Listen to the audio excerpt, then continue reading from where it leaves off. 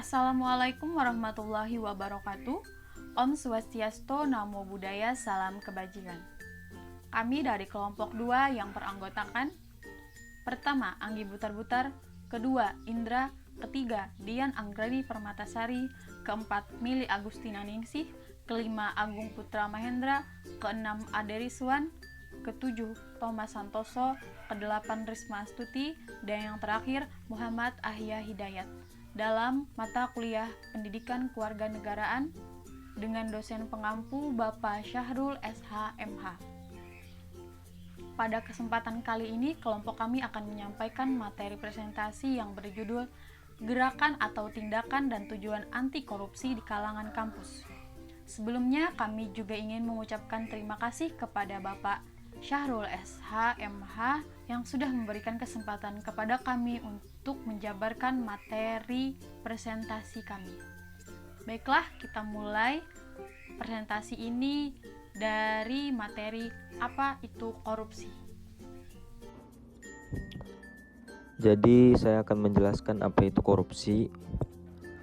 Korupsi adalah kejahatan luar biasa, extraordinary crime, yang berdampak sangat luar biasa. Pada dasarnya korupsi berdampak buruk pada seluruh sendi kehidupan manusia. Korupsi merupakan salah satu faktor penyebab utama tidak tercapainya keadilan dan kemakmuran suatu bangsa. Korupsi juga berdampak buruk pada sistem perekonomian, sistem demokrasi, sistem politik, sistem hukum, sistem pemerintahan, dan tatanan sosial masyarakat. Yang tidak salah penting, korupsi juga dapat merendahkan martabat suatu bangsa dalam tata pergaulan masyarakat. Peran mahasiswa dalam pemberantasan korupsi di lingkungan kampus. Upaya pemberantasan korupsi dimulai dari awal. Masuk perkuliahan di mana mahasiswa diharapkan mengkritisi kebijaksanaan internal kampus dengan melakukan upaya edukasi terhadap rekan-rekannya ataupun calon mahasiswa untuk menghindari adanya praktik-praktik yang tidak sehat dalam proses penerimaan mahasiswa. Proses perkuliahan. Masa ini perlu penekanan terhadap moralitas mahasiswa dalam berkompetisi untuk memperoleh nilai yang setinggi-tingginya. Tanpa melalui cara-cara yang curang, upaya preventif yang dapat dilakukan adalah dengan jalan membentengi diri dari rasa malas belajar. Pada tahap akhir perkuliahan di mana pada masa ini mahasiswa memperoleh gelar kesarjanaan sebagai tanda akhir proses belajar secara formal. Mahasiswa harus memahami bahwa gelar kesarjanaan yang diemban memiliki konsekuensi berupa tanggung jawab moral sehingga perlu dihindari upaya-upaya melalui jalan pintas.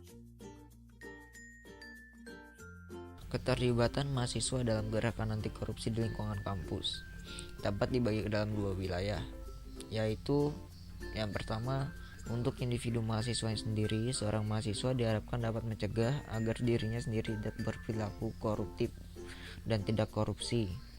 Perilaku koruptif mahasiswa yang tidak jarang ditemui dan seharusnya sangat kita hindari. Yang pertama, titip presensi dan bolos kuliah.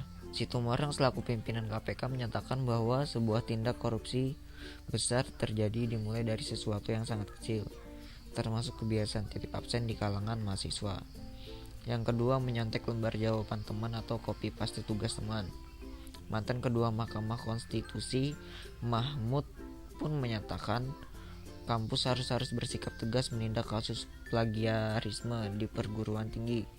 Jika perguruan tinggi membenarkan plagiarisme, sama saja sudah mencetak bibit koruptor. Yang ketiga, memalsukan data untuk beasiswa. Yang keempat, menggunakan uang kuliah untuk kepentingan pribadi. Setelah itu di wilayah lainnya ada untuk komunitas mahasiswanya.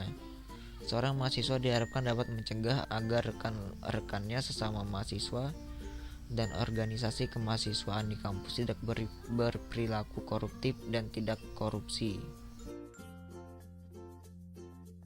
Tujuan peran mahasiswa dalam pemberantasan korupsi di lingkungan kampus adalah mencegah adanya sifat koruptor pada diri mahasiswa, menanamkan sejak dini anti korupsi pada para pemuda, menjauhi tindakan kecil yang dapat menanamkan sifat koruptor pada diri mahasiswa, untuk menumbuhkan budaya anti korupsi di kalangan mahasiswa.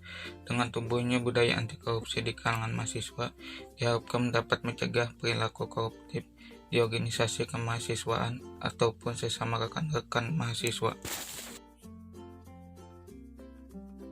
Dari pembahasan sebelumnya, dapat kami simpulkan bahwa pendidikan anti korupsi dini sebagai langkah awal terhadap penanganan kasus korupsi dapat dimulai dari diri sendiri dan diharapkan dapat berimplikasi terhadap kehidupan kampus seperti topik yang kami bahas sebelumnya. Dan dalam jangka panjang, pendidikan anti korupsi ini sendiri diharapkan mampu mewujudkan pemerintah yang bersih dan bebas dari KKN, serta mampu melaksanakan Undang-Undang Dasar 1945 demi terwujudnya suatu good government.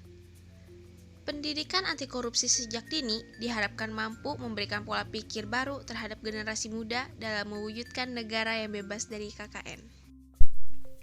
Terima kasih atas perhatiannya. Mohon maaf jika ada kesalahan. Semoga kita semua diberi kesehatan dan dijauhkan dari segala penyakit serta dimudahkan dalam segala urusan. Jauhi korupsi, jadilah mahasiswa berprestasi. Dan saya akhiri. Wassalamualaikum warahmatullahi wabarakatuh.